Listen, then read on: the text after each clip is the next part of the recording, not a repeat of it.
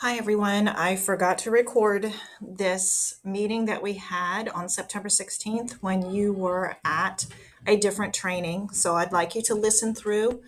I'm going to talk kind of fast so that this doesn't take up much of your time, but it is important that you listen so that you understand where things are and that you are getting the same information as everyone else on the staff. MTSS stands for Multi-Tiered Systems of Support. MTSS provides us a system and structure for providing supports for students in academics and behavior. This is the official definition. If you'll notice, it involves school improvement using research-based academic and behavioral practices with a systems approach. And what that means is that we have procedures and systems to follow to help us make decisions about providing supports to students, for all of our students. The work of MTSS is led by our school's intervention team. Each grade level has a case manager on this team that will help your grade level team talk through and have conversations about student data and determine what are next steps. Take a minute to notice who your case manager is, and also note at the bottom there are some other staff members that are part of this team. So this team really does involve lots of different voices and specialties to help us support our students.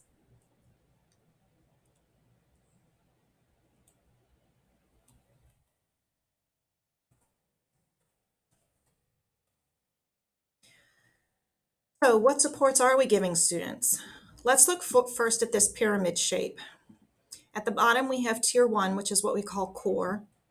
On top of that, we have tier 2, and then tier 3. Throughout all of these tiers, we are continually supporting students. What happens if we take core away? Well, our tier 2 or supplemental supports and our tier 3 intensive supports can't be beneficial. So we are focusing on core and making sure that we're providing good, high quality first instruction for all students, so that if a student does require a tier 2 or supplemental supports, we have something to stand on. As we go up the pyramid, the interventions become more intense, meaning that they meet for longer periods of time, and they might meet more frequently during the week. Now, how do we make decisions about when to provide such supports for students? There's two key documents that you should refer to. They're both pictured here. This is the three-tiered instruction and intervention flow chart. If you click on it, it's a live link to the document. And if you notice at the top, we're talking about core being good first teaching. About 80% of our students should be responding to our core instruction. We want to make sure that we are providing core as it is supposed to be done, utilizing all the components of the curriculum resources that we have. Keeping in mind, if we leave a component out, we might be lessening the effectiveness of that resource.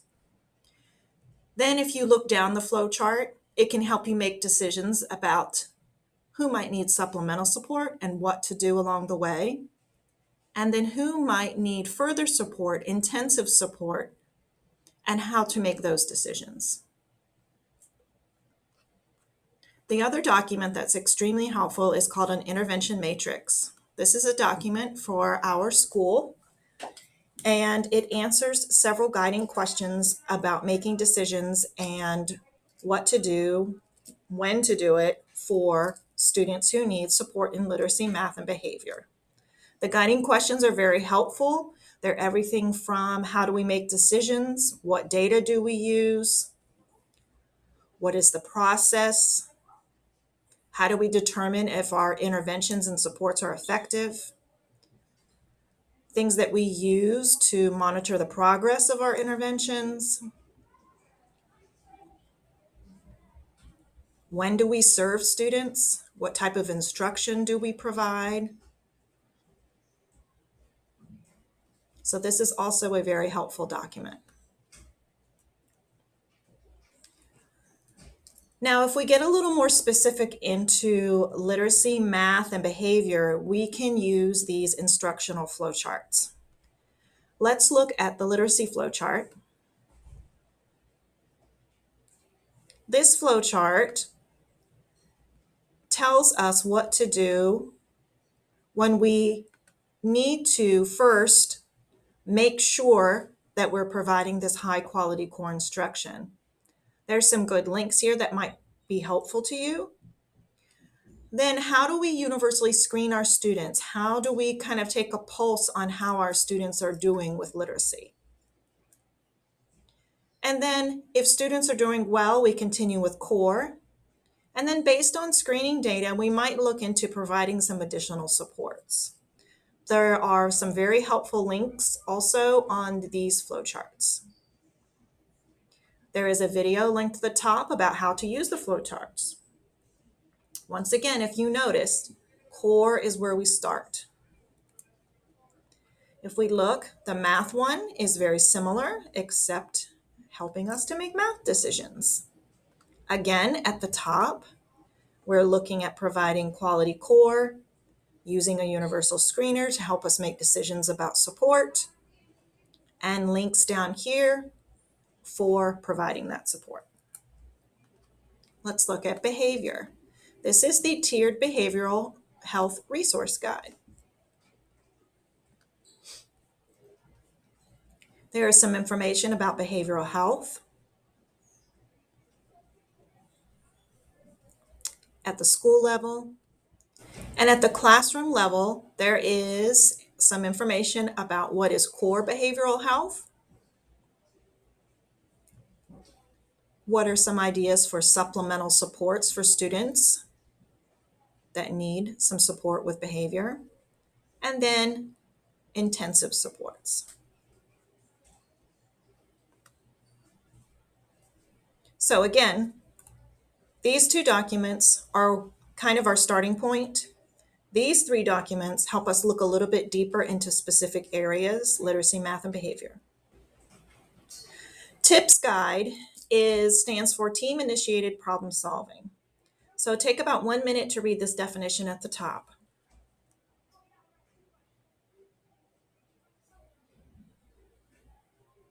This is the process that our teams will use when making decisions about students based on data. If you notice at the middle of the visual is always collecting and using our data to help make decisions. And we can move through this process to provide supports, whether that's to close achievement gaps or provide enrichment. It's a good tool to use when talking about data. One specific part of the process that I want to draw attention to is the evaluate and revise action plan. When and if we are going to be writing an intervention plan for a student, it is extremely important to, when you do review a plan, if you've put a plan in place for 6 weeks and it's come time to review, how's it going? It's important that you include review notes. This would go in the student's notes section of the plan. You don't have to know where that is right now. What you do need to remember is that we do write detailed notes. Here is an example of a student and the types of modifications and changes and discussions we had at this plan review back on February 3rd of 2021.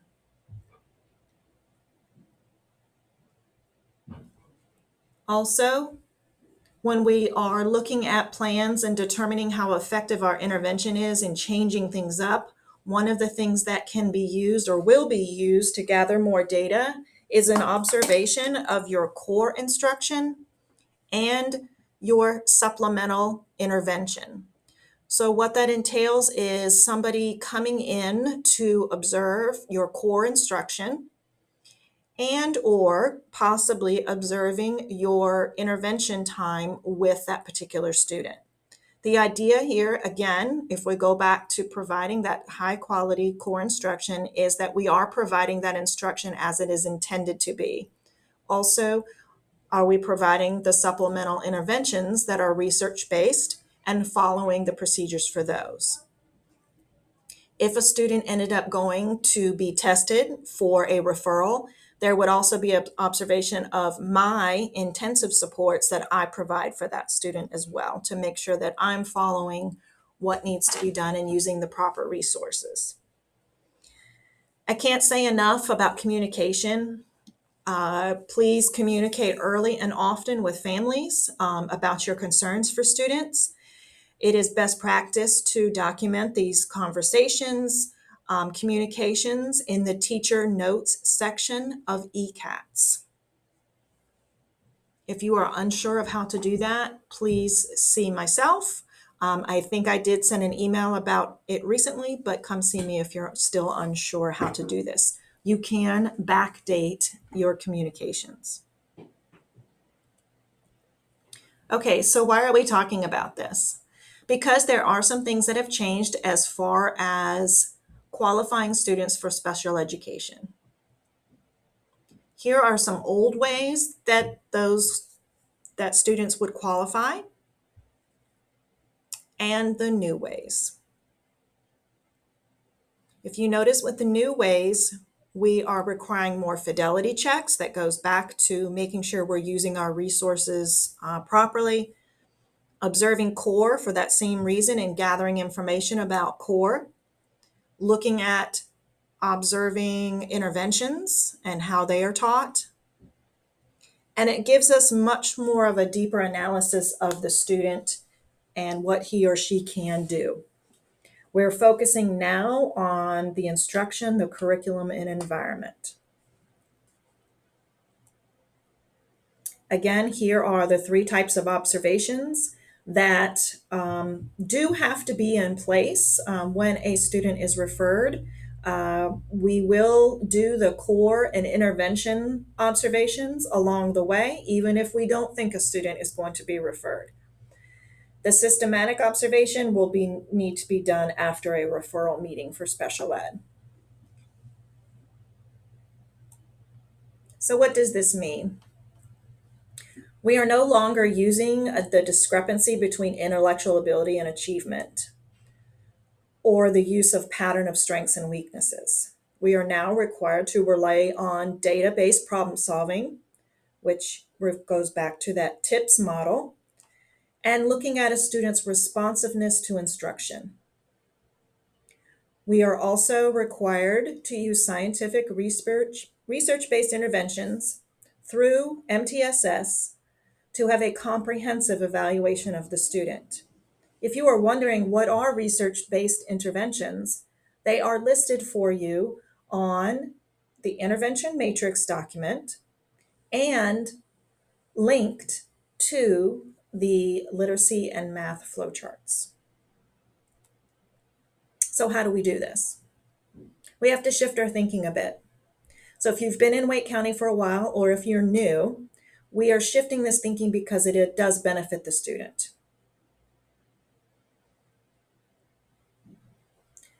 When the IEP team meets, they are being asked to provide documentation of the efficacy and quality of core instruction and interventions specific to the student. So that falls on everybody. Everybody has a part in this process. Your role as a classroom teacher is to provide that high quality core instruction, collect data, have conversations about students, provide some supports, review those supports. Again, you have a case manager and a team that's going to help you through all of this. Here are some things that it means for you. Just like we said, conducting fidelity checks, making observations. Also, an important thing again, not only to document your communication with families, but document anything about if a student is continuously late. Make sure that you're documenting your progress monitoring. We will learn how to do that in the next couple of weeks. And always, always, always, please ask. Let's talk about a SPED referral, a special education referral. What happens if interventions aren't working? So we've had some supports in place for a student. What do we do if they're not working?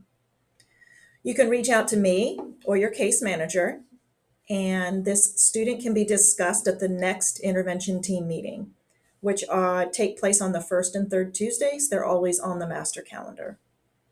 If a parent comes to you requesting testing, you need to notify Hannah Green, Lauren Patterson as soon as possible that day that has been mentioned to you.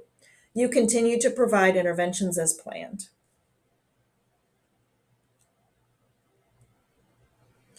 Here's a flowchart for you to refer to if you suspect a student has a disability.